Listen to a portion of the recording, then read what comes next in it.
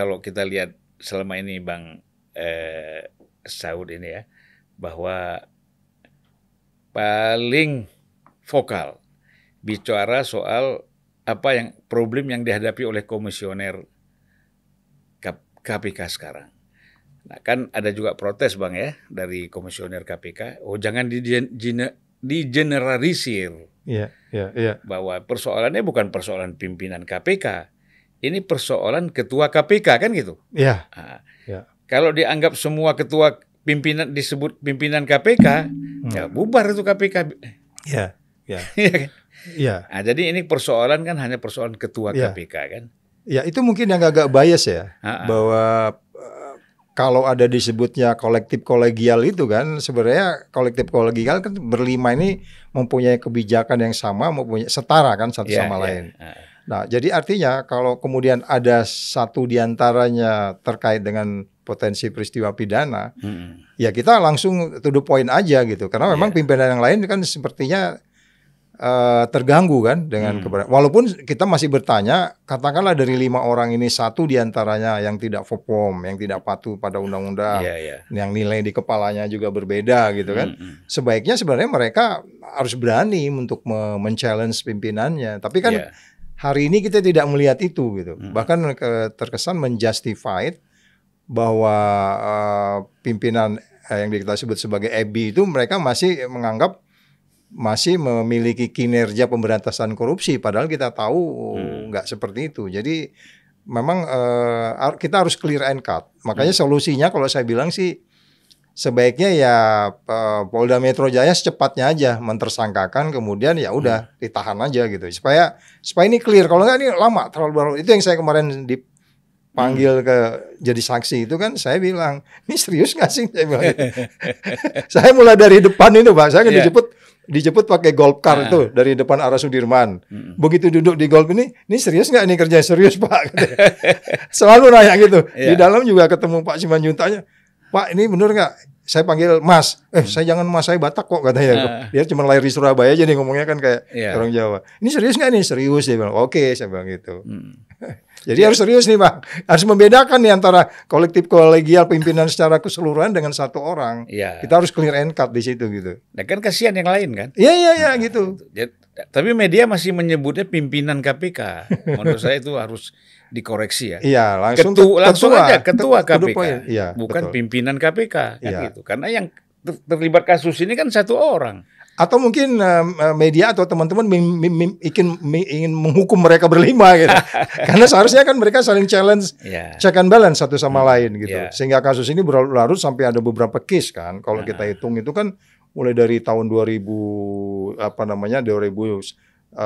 terakhir lah saya keluar itu ya, indeks persepsi korupsi kita 40 itu. Itu kan banyak masalah itu, mulai dari helikopter dan seterusnya. Jadi mereka nggak mengusung nilai yang mereka harus usung. Nilai yang mereka harus usung itu kan di KPK ada 9 nilai. Jujur, peduli, mandiri, tanggung jawab, berani, sederhana, adil. Orang berani juga kalau penakut nggak perlu di KPK. Itu pesan yang mau diambil gitu kan, jujur, peduli dan seterusnya. Dan itu kan nggak jalan. Jadi nilai itu dibiarkan, value itu dibiarkan, terus itu hasil diskusi loh Bang. Itu nilai itu hasil diskusi. Kita keluar kota berapa lama? Waktu saya belum masuk, senior bilang begitu. Mereka berdiskusi apa yang mau kita usung di dalam KPK ini. Keluarlah nilai tadi itu. Yang menurut saya jangan-jangan gini, karena begini. Kalau kita masuk di pimpinan KPK itu ada proses induksi namanya. Itu pimpinan diinduksi. Sampai cara berpakaian diinduksi loh kita. Sampai cara berpakaian. Sepatu pun sampai diatur. Bila perlu sepatu itu harus pakai tali gitu. Abang dulu kalau diundang nggak berani minum teh ya? Nggak, itu sampai di situ lah. Sampai di situ kita hati-hatinya gitu. Sampai di situ hati-hatinya kita. Karena ada risiko. Nah waktu itu kita juga ada bikin acara mengundang konsultan. Jadi pimpinan KPK itu ketemu ribuan risiko. Jadi pegawai KPK juga ada risikonya. Risiko itu nggak oleh EBI dan yang sekarang ini mereka nggak bayang. Dia pergi gampang aja. Asumsinya kita belum ada belum ada kasus SJL. Tapi dia bermain badminton itu beresiko sebenarnya. Iya, itu risiko itu dia nggak pikir. Udah nyerempet. Katakanlah nggak ada kasus itu, tapi dia bermain badminton dengan orang pun itu beresiko sebenarnya. Itu salah satu kajian kita waktu itu. Oh sampai gitu Bang. Jadi, jadi komisioner KPK tidak bisa main golf sama pihak lain ya? Oh itu apalagi main golf itu di stated itu golf itu, itu ya? Dilarang kalau golf itu tertulis khusus itu. Jadi makanya waktu itu kan disebutnya itu ketika undang-undang KPK itu dibuat waktu itu masih ada, nggak tahu Mas Julvan masih ngalamin nggak? Kan undang-undang KPK 2004 ya. Masih ada praksi TNI Polri waktu itu. Iya 2004. Waktu undang-undang KPK dibuat itu Ibu Mega yang minta itu. Yes. Keluarlah pasal 36 itu. Pasal 36 itu mengatakan dengan alasan apapun dilarang bertemu dengan orang yang ada kaitan dengan perkara yang ditangani. Nggak ada alasan apapun. Gua nggak tahu masalahnya. Gua nggak ada alasan itu. Nah, makanya di itu pidananya 5 tahun. Itu kan maksudnya supaya orang berhati-hati. Termasuk kita minum-minum itu kan ada hal yang kemudian kita waspadai gitu lah. Gitu. Di samping itu takut diracun juga Bang. Pengalaman menunjukkan ada yang peristiwa gitu. Gitu. Nah, jadi Bang Saud ini yakin betul bahwa orang seperti Firly ini memang ya kemungkinan besar menerima ini dari Yassin Limpo nih. Agustus 2018, nanti bisa di-search di Google ya. Saya di doorstop sama teman-teman. Ya, doorstopnya gini. Bang Saud, ini gimana kepemimpinan di KPK kayak begini bla bla bla bla bla bla. Terus saya bilang, kalau orang-orang tidak berintegritas, itu di KPK itu nasibnya nggak akan lama sebenarnya. Dia nggak akan lama bertahan. Dengan asumsi kalau pengawas internal bekerja, Bang. Ya kan saya selalu ngambil contoh di teman-teman di media itu. Saya sama Pak Agus itu ditegur, tertulis.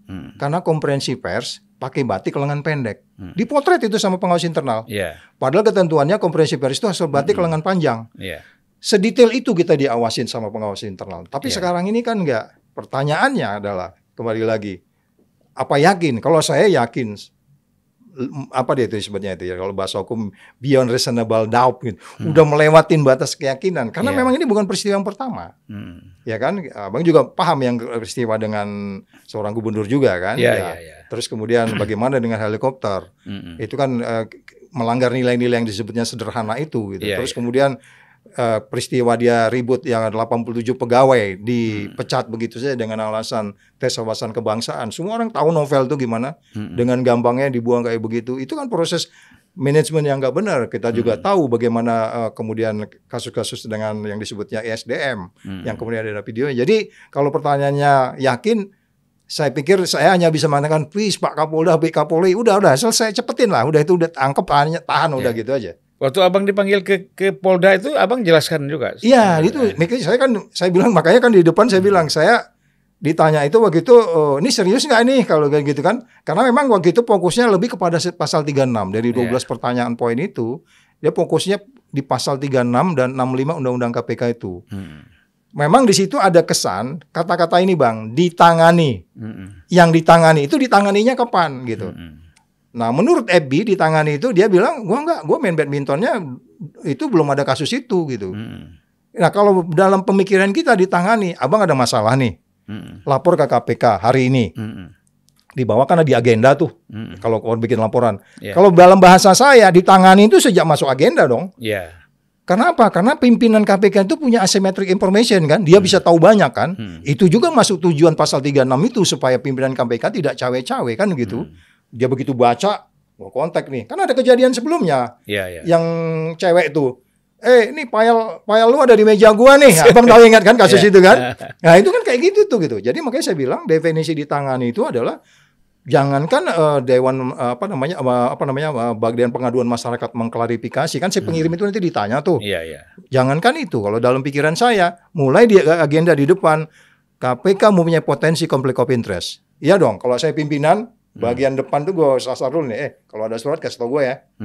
Biar kita bisa apa ini bla bla bla bla bla gitu lah. Jadi makanya pasal 36 itu yang ditangani itu strictly kalau menurut saya sejak masuk surat. Jadi jangankan dia bilang kan penyelidikan.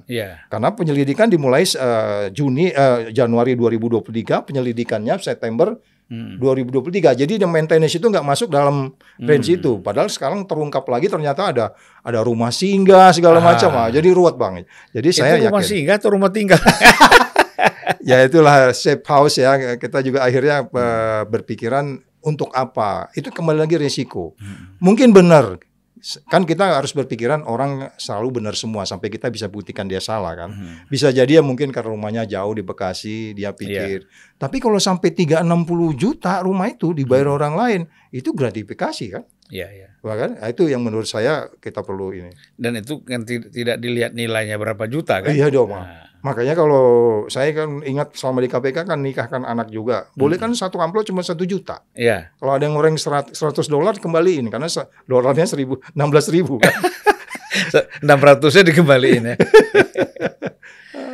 Jadi kalau kita lihat begini Bang ya, di internal KPK juga antar komisioner ini perpecahan udah berat terjadi ini. Iya, jadi saya percaya memang itu terjadi karena memang awal dari bencana ini, awal dari malapetaka ini, awal dari merajalelanya korupsi ini, ya dong Bang. Merajalela dong orang pimpinannya udah sampai kayak gitu kan. Kalau selama ini kita kan taunya di luar. Merajalelanya ini dimulai dari memang dari undang-undang KPK itu. Untung Abang nggak di DPR nih. Kalau pas di DPR ini, kurasa aku keluar nih, aku tinggal ini interview dia. Dia udah nggak di DPR waktu itu kan? Nggak ya, udah nggak di DPR ya. Tahun berapa Bang? 2019 kan udah nggak kan? Nggak. Udah terakhir. Karena saya termasuk yang berdebat juga sama orang yang menyetujui undang-undang itu. Undang-undang 2019 itu akibat undang-undang itulah kejadian seperti sekarang ini. Karena secara total nilai di KPK itu berubah. Yang saya bilang 9 nilai tadi itu, mereka tuh sangat loose. Karena dia jadi kayak pegawai negeri biasa. Bayangkan penjaga tahanan pun udah bisa main-main sama istri tahanan. Itu luar biasa loh Bang, kalau di luar negeri kayak gitu. Itu abuse-nya luar biasa itu. Orang yang sudah harus mempertanggungjawabkan kesalahannya, istrinya dibegitukan oleh katakanlah unsur-unsur di dalam KPK itu kan luar biasa. Jadi kalau Abang tanya tadi bagaimana polarisasi itu, saya bilang itu dimulai dari pimpinan yang sudah tidak menginspirasi. Kita kan pernah belajar teori manajemen juga. Pimpinan kalau udah nggak menginspirasi, sama dengan negeri ini kan. Negeri ini pimpinannya menginspirasi nggak sih? Mulai menurun. Ini Abang udah mulai agak diplomat. Kayak duta besar kalau bicara ini. Karena mantan asisten mantan Abang dulu di Singapura. Singapura ya, sekretaris 3 gue di Singapura. Makanya gue bilang emang kayak diplomat cara ngomongnya. Nggak, pertanyaannya kan sama dengan di negara kita. Kepemimpinan kalau nggak menginspirasi pasti ke bawahnya kan jadi terus. Itu kan kita alami pada masa Orde Baru kan seperti itu. Nah, jangan stronghold-nya kuat. Kalau kita ulangi lagi sekarang kan parah. Ya, itu sudah terjadi kan? Abang bilang iya nggak? Iya atau nggak? Proses. Jadi maksud saya tidak menginspirasi, pimpinan tidak menginspirasi, akhirnya mereka nggak bisa satu sama lain yang kolektif kolegial itu.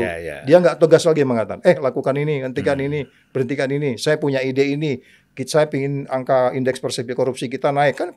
Dari 40 waktu saya pergi dari KPK itu kan 40 turun ke jadi 34 sekarang.